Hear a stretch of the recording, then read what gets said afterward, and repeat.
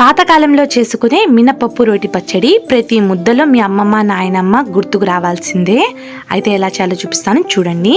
ఒక ప్యాన్లో 1 కప్పు వరకు మినపప్పుని వేసుకొని మంటను మీడియం ఫ్లేమ్లో పెట్టుకొని ఇలా మంచిగా కలర్ చేంజ్ అయినంత వరకు ఫ్రై చేసుకుని పక్కన పెట్టుకోవాలి. అదే కడాయిలో 1 స్పూన్ ఆయిల్, కొంచెం ఎండుమిర్చిని కూడా వేసుకొని రంగు మారిన తర్వాత ఇందులో 1 స్పూన్ ధనియాలు, 1 స్పూన్ జీలకర్రని వేసుకొని ఒకసారి ఇలా బాగా కలుపుకొని స్టవ్ ఆఫ్ చేసుకోవాలి. శుభ్రంగా కడిగిన రోటిలో ముందుగానే ఫ్రై చేసుకున్న మినపప్పుని కూడా వేసుకొని బాగా మెత్తగా పౌడర్ అయ్యేంత వరకు దంచుకోవాలి.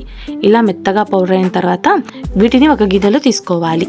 అదే రోటిలో ముందుగానే ఫ్రై చేసుకున్న ఎండుమిర్చి, జీలకర్ర, ధనియాలను కూడా వేసుకొని ఒకసారి ఇలా దంచుకోవాలి. ఇందులో రుచికి సరిపడంత కల్లుప్పుని కూడా వేసుకొని మరోసారి ఇలా బాగా కలుపుకొని దంచుకోవాలి. ముందుగానే వేడి నీళ్ళను నానబెట్టుకున్న చింతపండుని నీళ్ళేం వేయకుండా చింతపండు మాత్రమే వేసుకుని ఒకసారి ఇలా బాగా కలుపుకోవాలి. ముందుగానే దంచుకున్న మినప్పిండిని కూడా వేసుకుని చింతపండు నానబెట్టుకున్న నీళ్ళని కొంచెం కొంచెంగా వేసుకుని ఇలా మెత్తగా రుబ్బుకోవాలి.